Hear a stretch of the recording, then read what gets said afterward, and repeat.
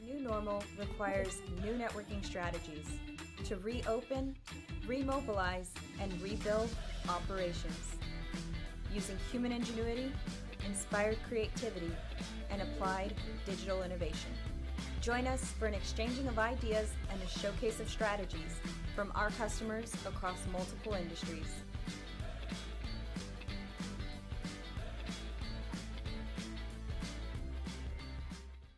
Welcome to our live webinar, Adapting and Implementing the New Normal for Education. Thank you all for joining us today. Education institutions across the globe have responded gracefully to distant learning. Now, as they prepare for the fall semester, digital transformation has taken on a whole new meaning in and out of the classroom. Educators are adopting and leveraging new technology at unprecedented rates, realizing the silver linings for student engagement, individualized learning, and flexibility through distant learning models. K through 12 and higher education are applying technology strategically and creatively. I'm joined today by Richard Webb, CTO with Fremont Public Schools, Bruce Gillum, Superintendent at Shady Point School District, and Dr. Bassem El-Haddadeh, Director of IT Services at Leeds Beckett University. Thank you all so much for joining me today. I look forward to hearing your insights throughout this discussion and what you're planning for the upcoming school year. So you all have experienced so many changes so fast since March to now.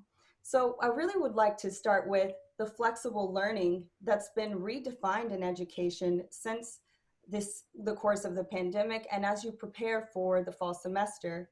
My first question is for you, Rick. What did distant learning reveal in efficacy regarding the individualized learning opportunities between students and the teachers? So for us, it was very eye-opening with so many things because as a district, we did not do much with one-to-one device per student type scenarios, and we didn't have many devices going home.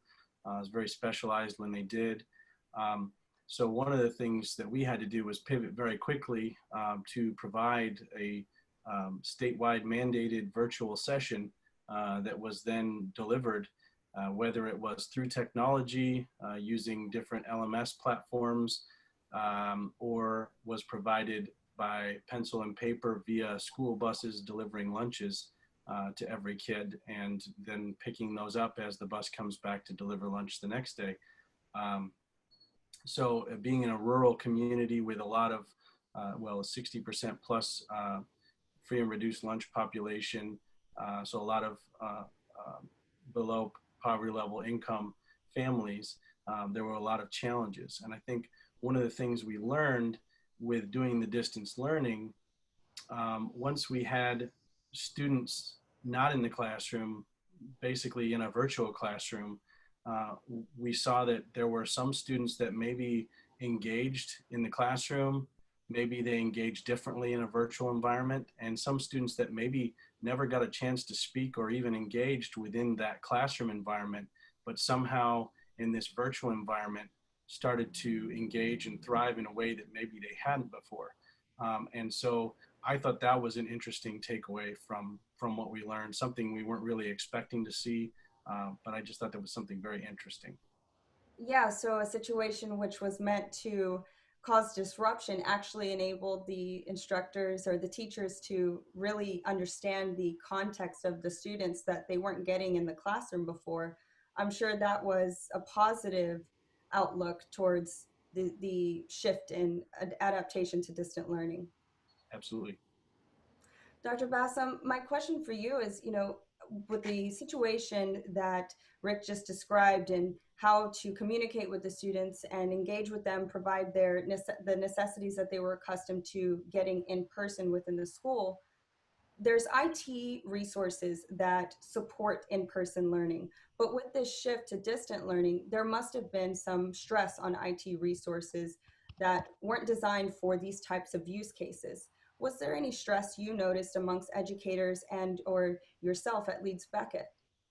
I wouldn't say it is stress. There was a bit of a mixed excitement and colleagues who rose to the occasion in terms of doing more, if you like, to ensure that the institution is able to deliver or to shift from face-to-face to online learning.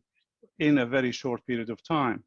And my institution, for example, we've been in a way lucky as well, because we had the foresight to start the planning for a lockdown about a couple of weeks before lockdown itself, which enabled us to bring up the infrastructure, if you like, to cope with the demand, the extra demand that's going to be expected from moving from face-to-face to remote teaching. I mean, when you are on campus, you are expected to have a certain number of users accessing the systems internally, but coming out from externally to the campus remotely, that put quite a lot of stress on the network.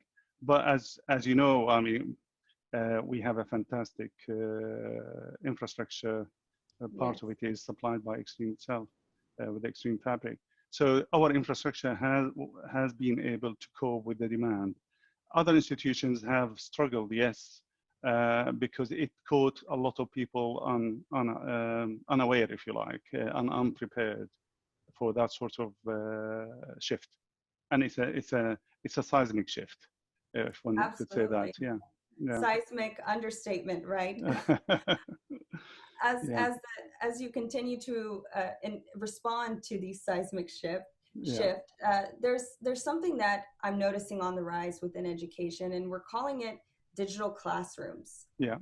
The classrooms were equipped with projectors and technology that would augment the classroom, but it hasn't been really designed for a digital classroom where instructors could potentially record their lectures, stream their lectures. Will this type of classroom become the new standard in education? You could say it will be, but I think it's what COVID-19 has done to the sector, higher education, is to change a culture that would have taken years to change in a positive way, if you like. So when who knows when that is going to be, when we ever go back to campus, I think the digital classroom will be part and parcel of what we do. Education and teaching has changed forever. So you will have the asynchronous way of teaching and the synchronous way of teaching, but also you will have the face-to-face teaching, because in many subject areas, you cannot really replace the face-to-face interaction. So it will be a mixture of the three. Then you add to it the technology that we've been talking about in terms of the software that will enable us to record lectures. Many institutions would have been recording lectures for a number of years, but to enable the access, if you like, the live access to that content is new to the majority of universities who were mainly face-to-face. So you've got the technology, and then you will you will start to notice that the change in the way we interact and with the students, tutor and tutees, have changed the engagement of students. What we noticed since the lockdown, that the student engagement with the new way of learning based on the digital capabilities that we have gone up significantly. So in a way, you could say it's a bless that this has happened in terms of student engagement and student attendance as well. So face-to-face, you might, if a student had a good night the night before, have an 8:30 lecture in the morning, it's difficult to get into the swing of things. Whereas now, remotely, they are able to do that. So, yes. So the classroom, yes, it's changed forever, but it's changed to the positive. And what I think when we talk about digital, there is something else that has changed significantly, and that is the culture within academia, if you like. The resistance, the academics being reserved or a bit timid adopting technology in the teaching environment. So that's a plus. Yeah, absolutely. The technology has always been there, but it's the Mm. application of the technology Technology. Yeah. and the cultural shift that has accelerated the adoption through out of necessity, and Mm. also in that process have learned really the efficacies of what it could provide from a flexible learning experience, Mm. efficiency of delivering the lectures or the classes, and for the students having the Yeah. option to review the content after the Yeah. class and not struggle to take notes as I once did rapidly before they switched the Yeah. slide on the projector. Uh, And one thing to add is, with all the technology, I think there are a number of courses where you have accreditation bodies that will have a big say in how much digital you go down the digital route, and how much is it has to stay face to face as well. So these needs to be taken into account. Yes, and that's why I see digital classrooms on the rise Yeah. through those mandates of distant learning and occupancy management, et cetera. But also in that process, we're really enjoying that flexibility. Gotcha. Bruce, I'd love your input on this as superintendent.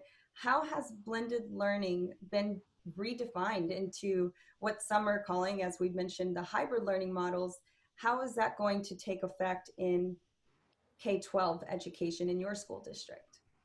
Well, traditionally, you've got blended learning as it's almost like it was an augmentation, an afterthought to education. And then what traditionally is called hybrid is where a course was designed kind of from the beginning, almost on a 50-50 split to be digital, to have digital content. But in the context of COVID and the current trends in education, these definitions are thrown out the window.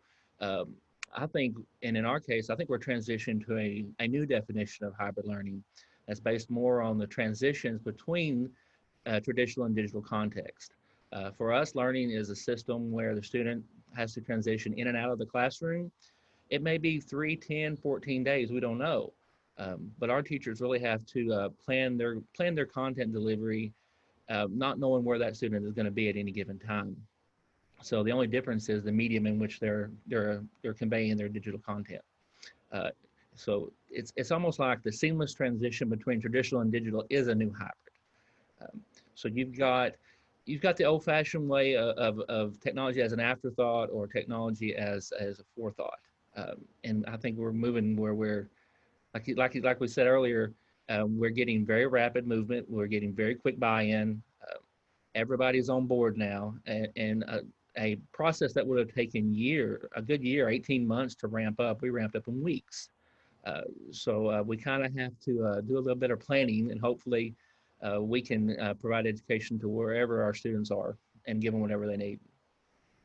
Yes, it's exciting times in education for what it means, the outcome of the students. How have your students responded in this transition, and what are your anticipations for the fall in the adoption of the changes that continue to come? I'm expecting still slow transition. We're a very rural community. Our parents, in most part, were there. We had engagement. Our engagement varied, and I'll talk about it probably a little later. I'll probably talk about it a whole lot more. It varied with how involved the parents were. It's always education always boils down to how involved your kids and your parents are. The more involved they are, the more engaged their students were. We did see technology play a role as our older kids, especially. They had the ability to utilize technology a little easier, and they were able to get themselves online and in the classrooms like they need to. Whereas our younger students, they rely on their parents a little more to get that done for them. So I expect that transition to still be a little slower. We're still going to have packets. We'll still have a little mix of technology and packets, but that's based on our geographic location. So it's dynamic. We'll give it a week and we'll see where we are a week from now. But it's going to be it'll be a challenge, but it's as long as we do what's best for our kids, we'll be fine. Absolutely. It's a moving target right now. We know that. And in support of education, we recognize that you have to stay agile in your operations to adapt swiftly as those changes continue to evolve. That target moves just a little bit more as we all, prepare to transition back in phases.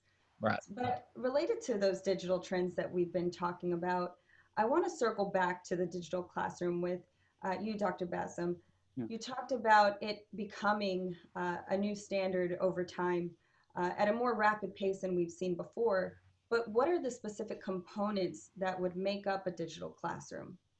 Well, we first, as we said earlier, we talked about the space itself.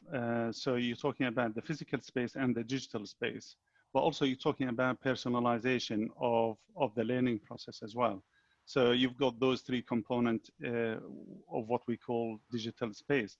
Then part of that is the technology, where you've got the tools that's the student and the tutors will be using to learn and teach. But then the accessibility part of that digital classroom, I think sometimes we assume that every student will have access to digital devices that will enable them to access all of this teaching and learning material. But in fact, there is quite a proportion of our student body, I'm talking about the UK in particular, where they come from low income families, or they were first person to be into higher education, and they don't have the financial aspect of being able to provide for themselves the kit. So we need to address that digital poverty, or what we call it, students who are digitally disadvantaged by the move to digital classrooms, etc.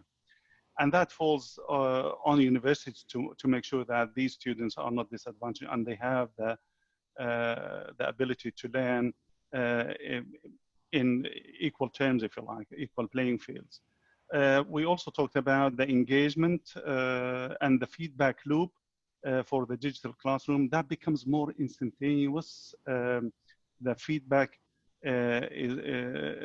the students will appreciate feedback. Usually now, before COVID-19, it takes time. And now with the technology that we are using, it becomes more immediate. So these are, if you like, the components of what we call a digital classroom of the future.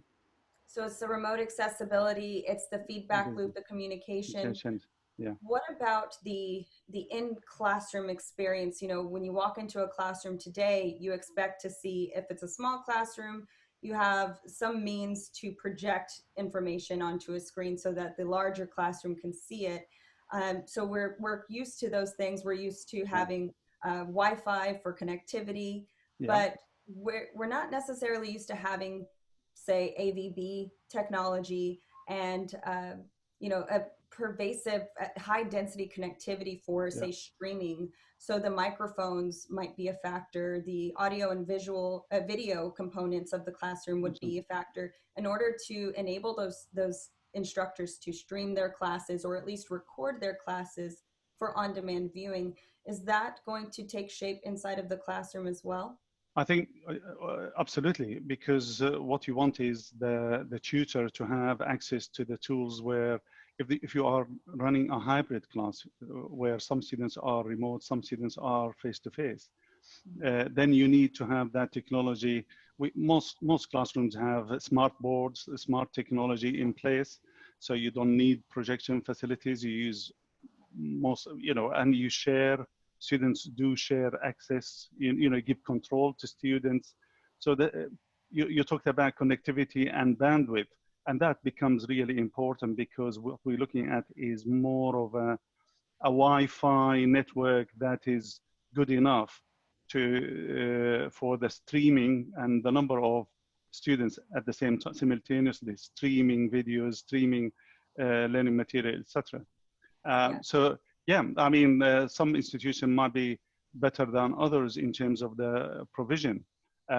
What we have done, for example, with the technology that we have, I'm going to be to sound like a salesman for Extreme, but what we've done is we're thinking about moving some of the access points down, because some buildings won't be used for a while. So what we want to do is to move access points from areas where it's not being used to ensure that we have a better coverage.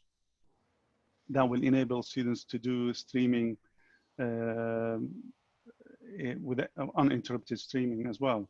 So yeah, that's the technology that we are looking at. That makes sense. You have to repurpose for the space that is not being leveraged. We don't want wasted space and technology being purposed in an area that's not being used, because it's very critical right now for all of our use cases. And I think that you're absolutely right. It's the accessibility, the feedback loop, and the digital audio visual broadcasting technology inside of the classroom to enable those types of recorded learnings and streaming sessions as well.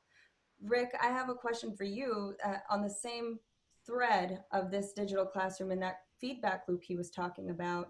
How will we see technology be infused into not just the classroom, but also the curriculum itself? Well, I think one of the things we've kind of touched on it all through these conversations so far. We've been trying to implement technology in the classroom and adopt it, integrate it, whatever buzzwords were used at the time, for probably over 10 years in both K-12 and higher ed. And I think we in the technology side of things have struggled with seeing the low rate of adoption, and I'm sure others outside of our sector as well, but we, especially in technology, put in a lot of work and effort to set up the infrastructure, and then see lack of adoption, lack of time. It's all sorts of things. It's time for adoption, all of these sorts of challenges that we have to really getting teachers specifically and other staff to be able to, number one, understand and have the time to be trained for these types of things, and then be able to then embrace and adopt these things and use them in their everyday teaching. And I think, as you were saying, Bassem, the blessing, or as we have now with this COVID-19 situation, it's become the catalyst to really drive all of this innovation that we've been trying to achieve, and really get all the players to come together and start to make some of these things happen. And so speaking towards that, how is the technology going to be infused in the classroom? Well, now we're really having to use, especially if we end up in a hybrid model, you have to use technology to be able to provide these services, because your only other avenue is to somehow have just half the class there or less, and somehow have the other half there, and then the teacher has to give the exact same content. You've just doubled the amount of hours that teacher needs to be able to provide content, and we don't have a way to provide for paying the teacher for extra hours, having more hours in the day. There are just some certain constraints there where we almost have to turn to technology to provide this need, whether that's splitting kids into multiple classrooms and doing distance learning on site that way with, what we used to call closed circuit type of scenario, or having half the kids of the class at home in a hybrid environment and half the kids in class, and then rotate which kids are in. And maybe experience in the class and remote is slightly different, but at least there's a piece of that remains consistent across the virtual or in-person experience. Right. And so there's a lot more I could talk about, but I don't want to go too far. We've got more questions. We do have more questions, and you guys are, I'm enjoying all of the input from each of your perspectives and the schools and the districts that you represent, and the regions as well. But what you're saying, it really resonates with me, because I'm thinking about our personal life, right? How we engage on a day-to-day basis, how students or outside of school engage with each other, how they access learning materials that are outside of the classroom. And I can see that would be not only infused as you described, but the curriculum being shaped going forward by the technology that we're leveraging, because they're teaching on subjects that would potentially prepare them with skill sets for the outside world, for the post-grad life.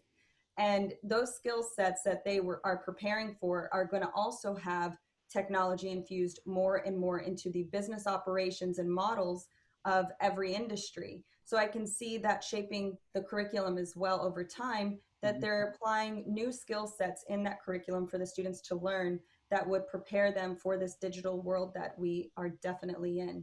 Sorry to interrupt. And we can also, it's the skill set that they're learning is also important. We're seeing plenty of kids where the first exposure to Zoom meetings or or any variation of online interaction, that's now becoming commonplace in workplaces as well. We're seeing many businesses switch over and at least do partial teleworkers becoming partial or full time. That's part of a new movement, and we're exposing our kids to those skill sets as well. Yeah, it's a great point. It's exactly the excitement that I get from this evolution is, wow, these kids are going to come out with skill sets that aren't going to shock, or with skill sets that will prepare them and not shock them as they enter into the workforce. And wait, what is Zoom? What is video conferencing? How should I send this email? It gives them very practical skills to easily go into corporate America or whatever field of choice that they have, post-grad life through their schooling. Bruce, I want to expand on that a little bit and talk about the student activities and engagement. Are we going to be applying the same concepts that are enabling us to engage with the student in the classroom outside of the classroom? We know that student engagement is critical to their performance and their retention. All activities in person are put on hold for a while. How will this be applied for those purposes? Well, it's going to be hard. We'll start with that one. When it comes to education, we tend to be hyper-focused on our core instruction. We sometimes forget all the other little things they experience at school, whether it's this latest evolution of soft skills that's becoming with exposure to tele whatever. And then if we're looking at this new hybrid lens of instruction, we're only beginning to understand what we need our kids to learn. The good thing is students are very social, and technology and lets them enhance that. Like we've used group meetings, we give them time, we expose them to telemedicine, we try to throw anything that they might experience further on in life at them early so they understand it. And of course, as you can expect, students are very good at utilizing technology for social interaction. They don't seem to have a problem with that. Maybe keeping them on task is a problem. And that seems to be our biggest problem, is keeping them engaged and on task. We're trying to find new ways to make it fun and exciting while not forgetting that core instruction model that we have to convey in them. We focus on providing that foundation of education that they need later on. We have to get that across to them. Moving forward, for us in education, Oklahoma was kind of unique. When we shut down at the end of last school year in the spring, our students were held harmless, which means whatever grades they had at about spring break, they locked in. They could go up, but they couldn't go down. So the kids have that in their mindset that, well, it's not going to affect my grade. I don't have to do it. We have to break that mindset very fast. We have to ensure our students are engaged in their lessons and not their social interactions. Right. And unfortunately, I think some of our classes, we got a lot of content out there, but it was as much getting kids exposed to other kids, especially when we were in complete lockdown and it was no interaction, for the month or two that it was.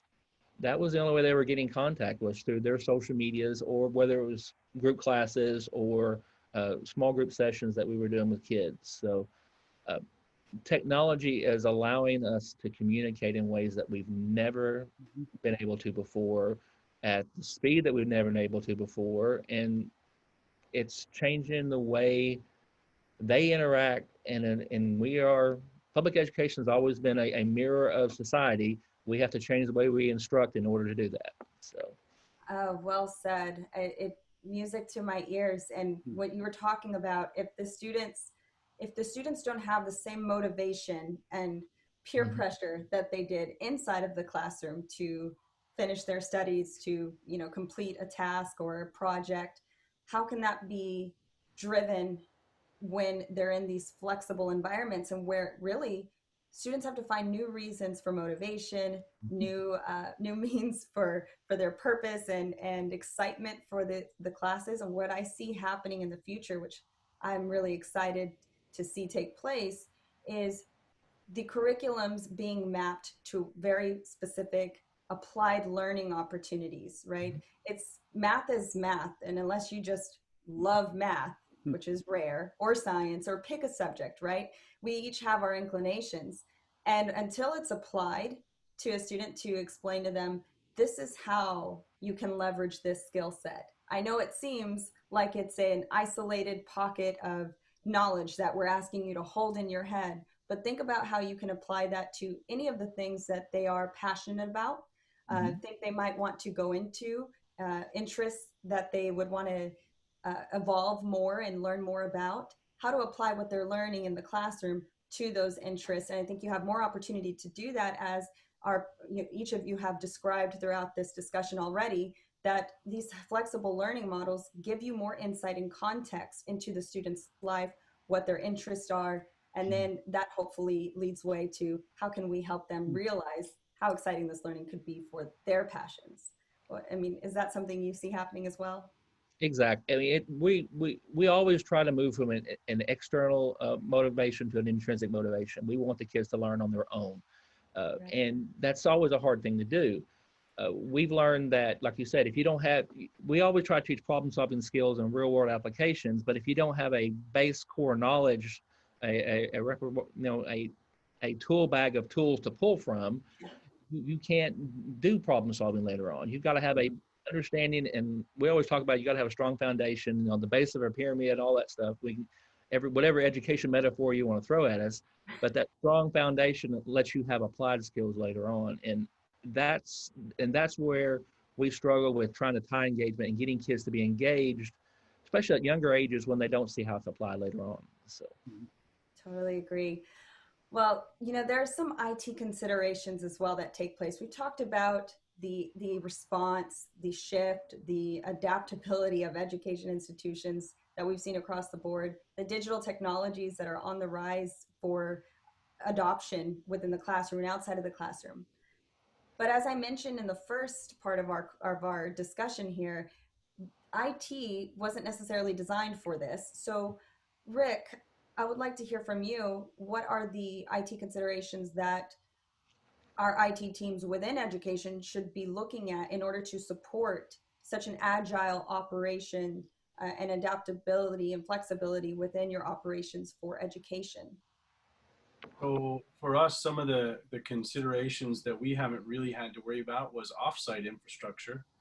Having, whether it's 4G hotspots for kids to get internet access, we weren't doing that in any large sense, and we're still not yet, but we're talking about it now as a potential solution for a hybrid model where we have a significant number of kids at home where we need to provide some sort of broadband capability if they don't have it already.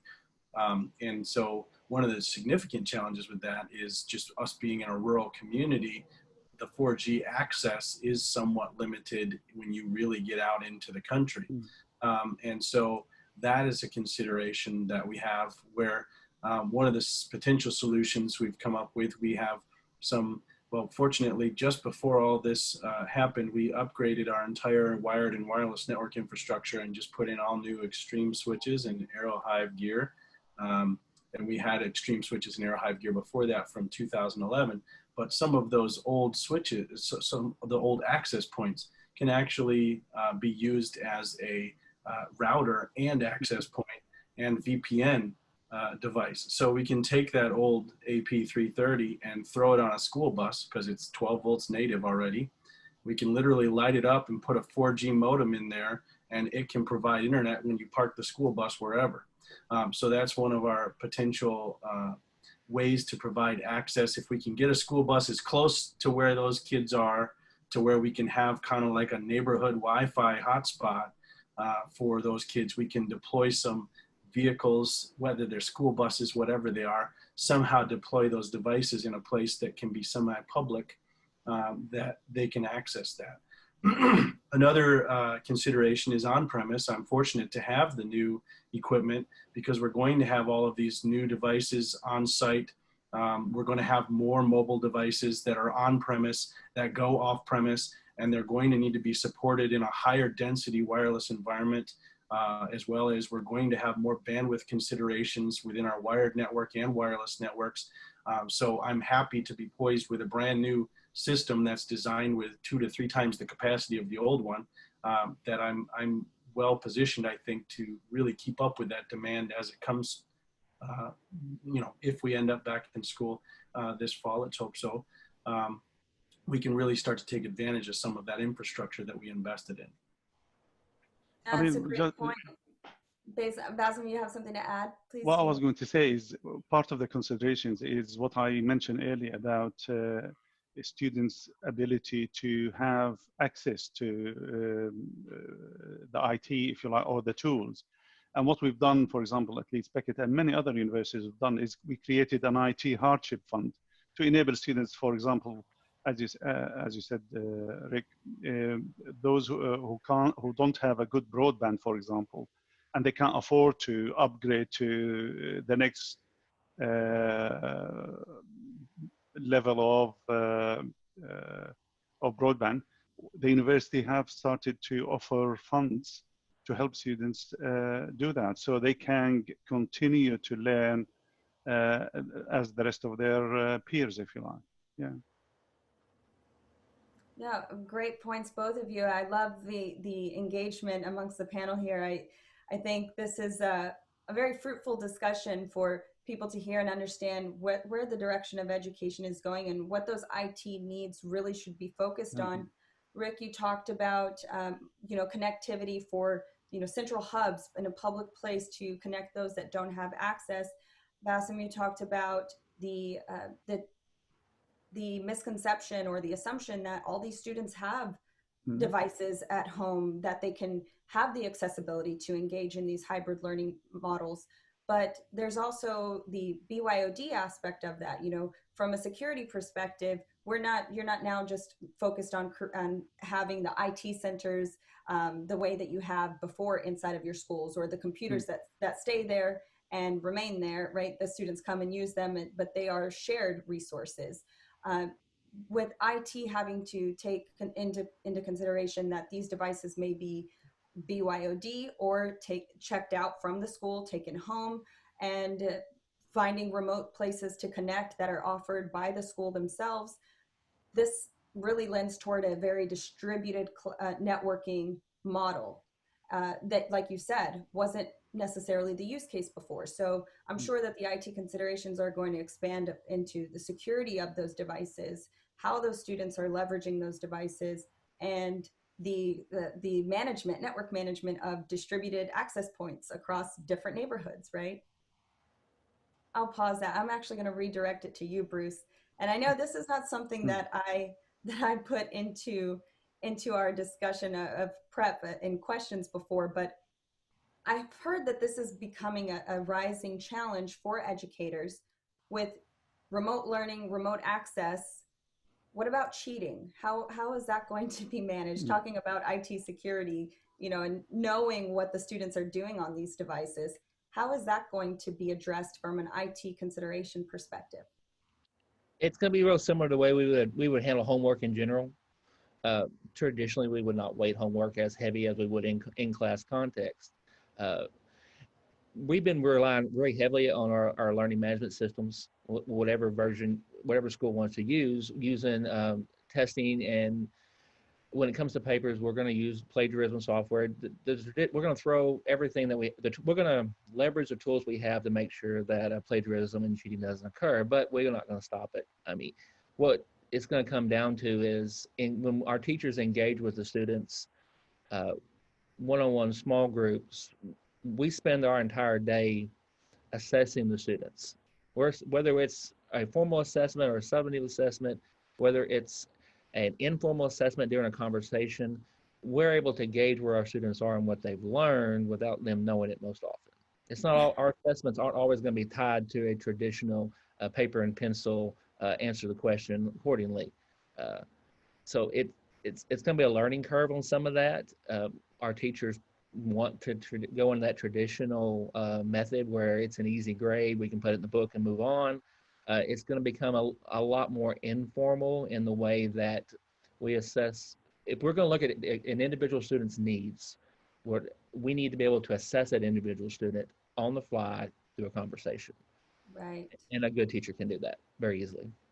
Yeah, and like you all were talking about, infusing the technology into the curriculum, maybe there is a different approach to how tests are conducted, right, with video. Basim, what do you think about this? Well, I mean, we have in a number of schools, we have adopted online tests where multiple, MSQs that will time stamped as well. So students cannot really cheat much in those scenarios where you have a very time limited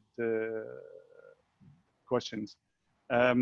Also, sometimes you have the open book exams where no matter what you do, you can have as many references open as possible, but you have a timeline,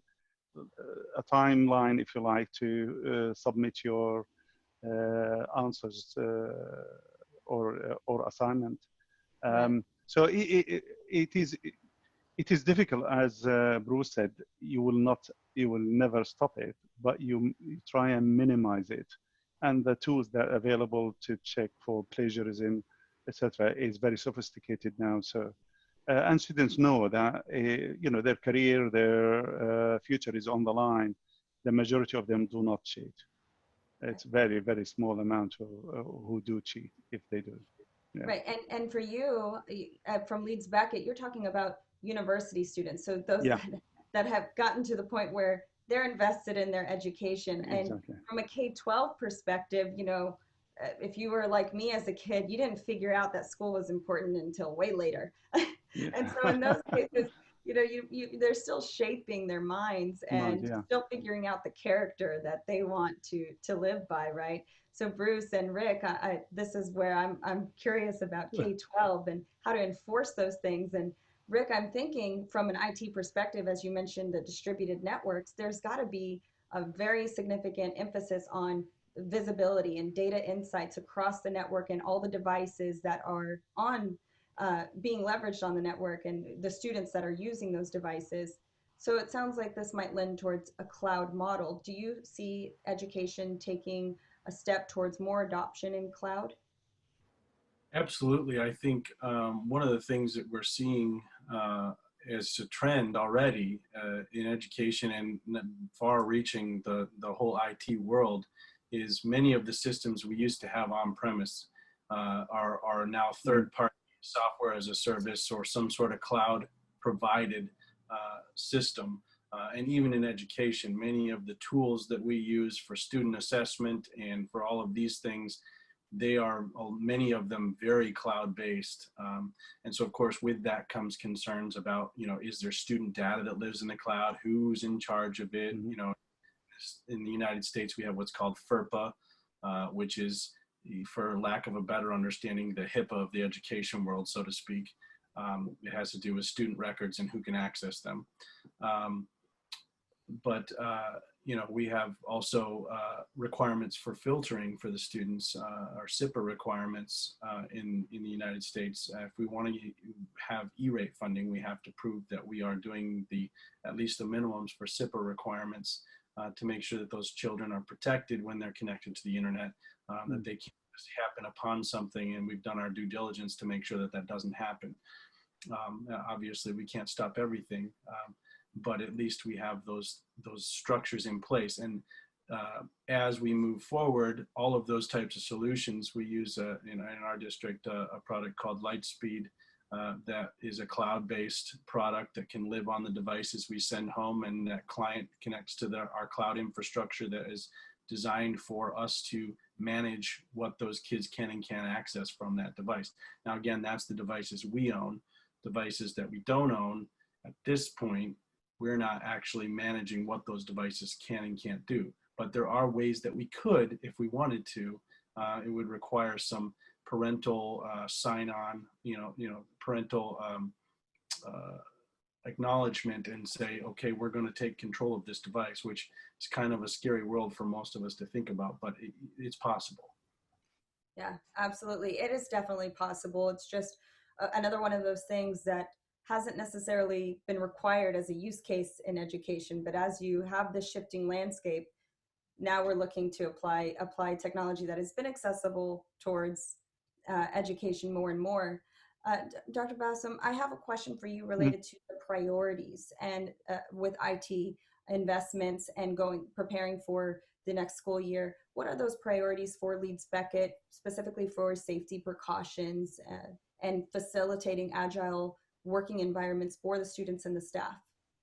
I mean, the priority the foremost priority is to make sure that the infrastructure of the university is secure, and the data that we have, whether it is student data, research data, is also secure. So with the move to remote working, remote teaching, that has led to having or forcing us to open so many holes in our defenses, if you like, to enable the lack of VPNs, remote desktop access, and web access to applications as well as data.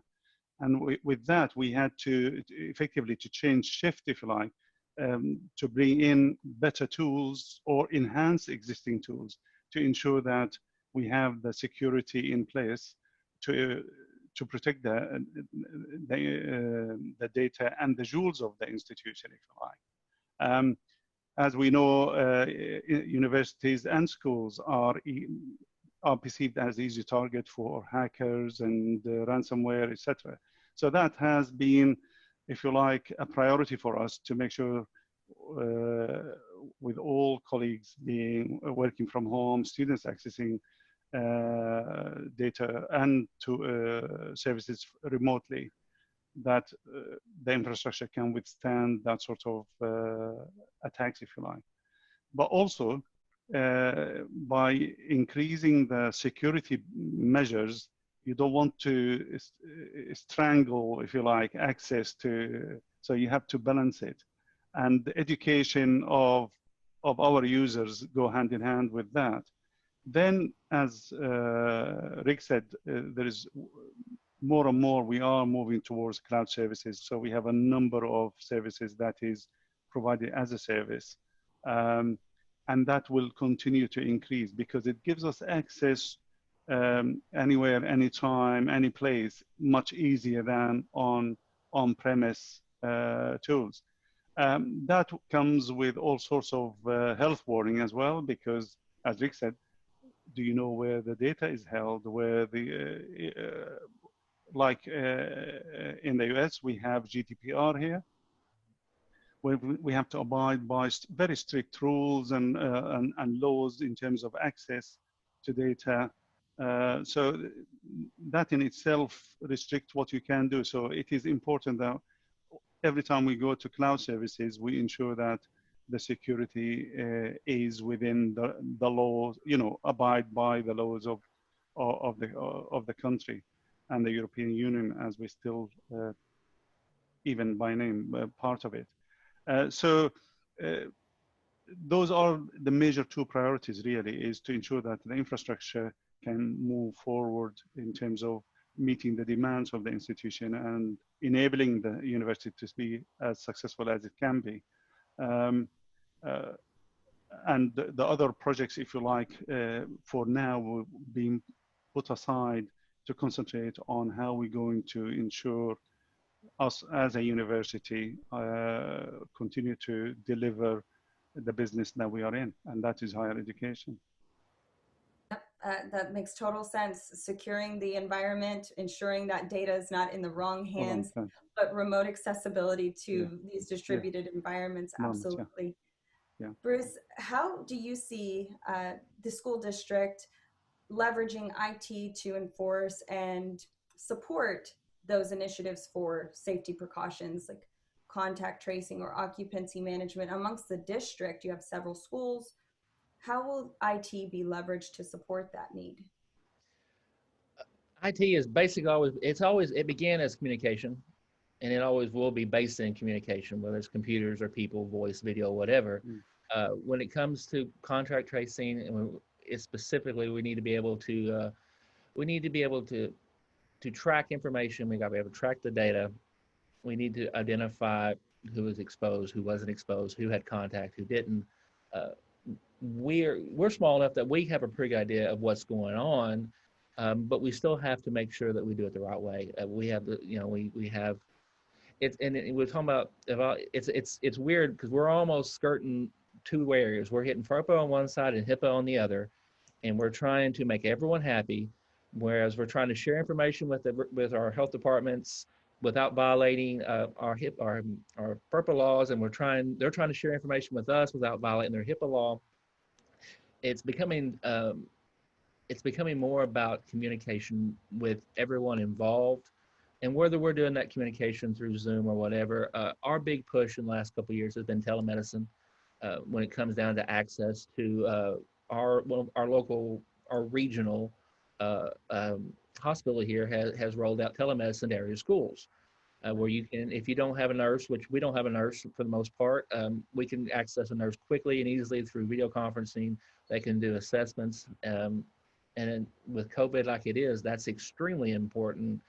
If we've trained our staff in quick assessments of students, whether it's fever or whatever, we can then hand off to telemed to make sure we actually have a diagnosis. They can, and then that's when we cross that barrier between FERPA and HIPAA, and then the health department takes over and notifies and does the contact trace and all that for us.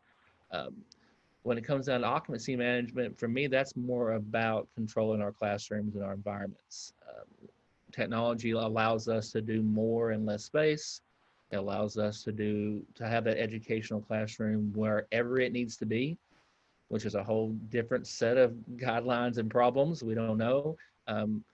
But it allows us to really control and hopefully maintain our 6-foot distances. Maybe we have to go to AB blocks. That's the big thing in education, where you have some kids come Monday and Tuesday, some come Wednesday and Thursday. Technology will allow us to do that without our students missing a beat in instruction.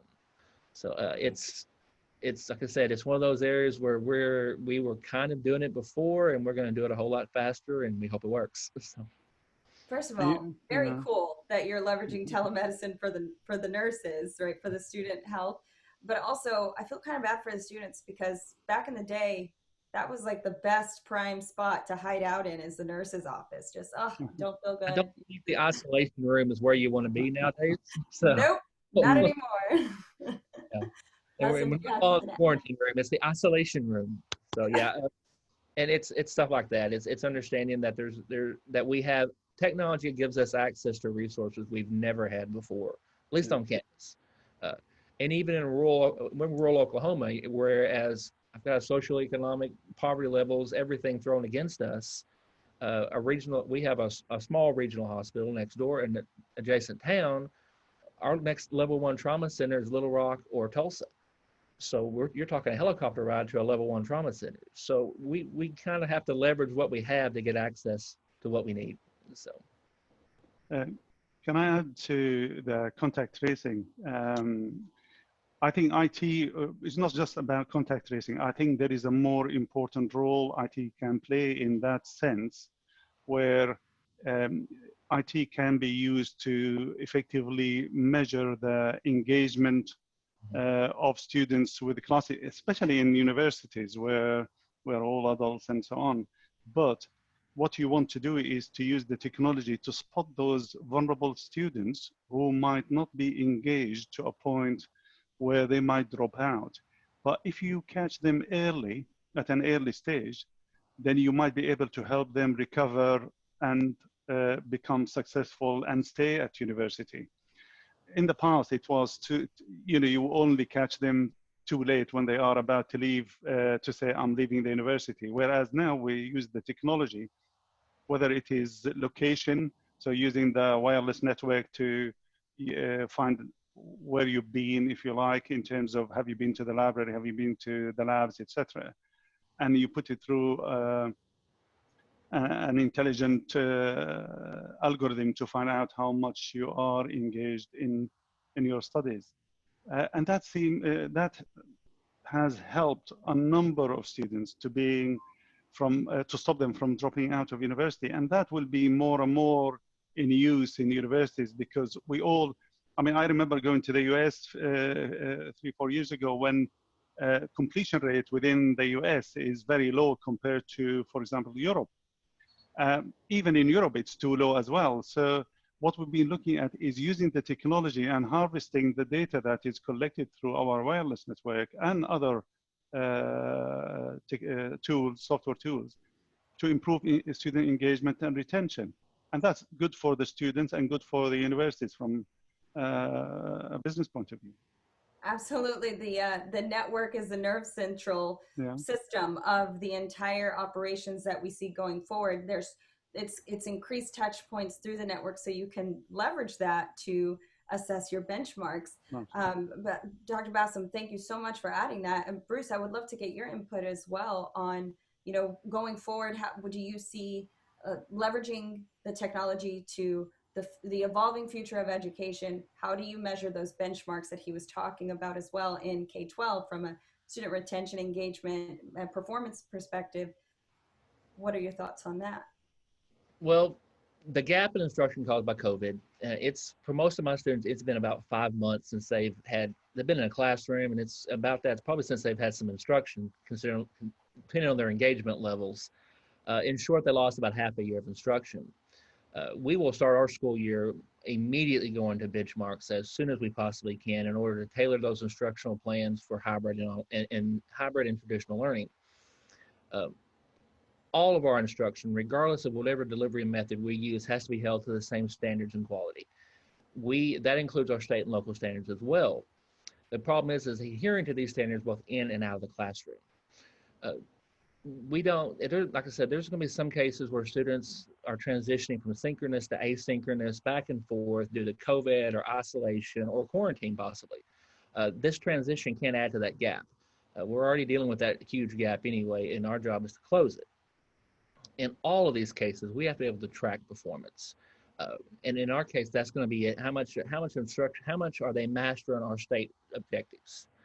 This means putting reliable equipment in their hands, making sure they have access to both state and local benchmarks through cellular modems, through whatever technology we can put in their hands. It all boils down to we have to be prepared for instruction at school, home, or wherever that learning is going to take place. Technology is the bridge to let us get there. Benchmarking for us, it's part of our daily work. We have to assess the students where they are in mastery skill.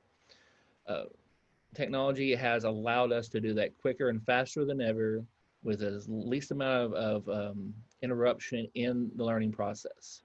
We start out with digital benchmarking. Now we have intelligent AIs that dynamically plan instruction based on benchmarking. All that is great, and it does their job amazingly. It comes down to two things. How easy is it to use, and will it be used by my teachers? And that boils down to training and exposure. Yes, we have absolutely. to have those two things. As a district, we have to make sure that they have adequate training in place. They have to instill in them the importance of using it, and that if we're dedicating money and resources to that software, to that hardware, to whatever, you better buy in. That's what it boils down to. We'll give you the training. When you have problems, we'll help you through it. But this is our expectations. I once had a boss years and years ago tell me, he goes, I'm going to tell you my expectations so you can exceed them. Great, that works well for me. But if I didn't tell you what they were, I can't get on to you for not meeting them. So Absolutely, couldn't have said it better myself. I mean, if we don't tell them what their expectations are and assess and track them through benchmarks to get there, how can we fail them for not getting there? There you go. You got to know what you're measuring against, and there's no other way to measure student performance and engagement and those retention rates for university and et cetera when we're not sure of what we're measuring against. Rick, as we wrap up this conversation, which you all have been so rich in your discussion, I appreciate it so much. What are some final thoughts from you on the evolution of education, and what are you excited about going forward? What's the silver lining that's come out of it, and what you expect to see going forward in education? Well, I'm excited to see how this all plays out with the actual engagement, not just from students, but from our staff in using and leveraging these tools that they now have access to and have really started to, some of them fully embrace, some of them have actually started to take a look at them and use them begrudgingly, some of them, but to see where this goes and see how far we can take education from where it's been to where some of us idealists have wanted to see it go.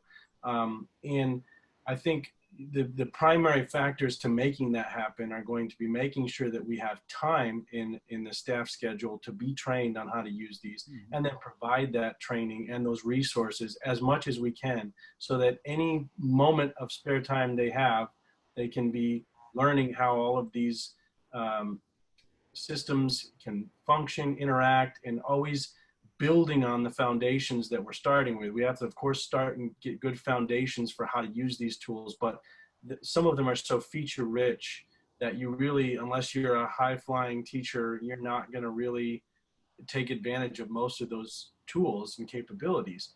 But for those that just get their feet wet, to be able to keep building and providing more resources for them to continually move down the road and really start to adopt fully these tools. Yes, absolutely. It seems like a very strategic relationship that will be morphed between IT support and the operations within the school and the learning experiences itself, how it's applied as well. Working together as two functions to creatively apply the technology to their needs in the classroom and outside of the classroom. Again, thank you all so much again for joining me today, for sharing your input and sharing with everyone viewing today what are the priorities that they should be focused on from a digital trends perspective in education, and also those IT considerations that will support and enable those trends to come to fruition. Well, I want to thank you again for joining me today. And as a reminder for those viewing, this webinar was recorded and we will be emailing it to you within the next 48 hours. Thank you and have a great day.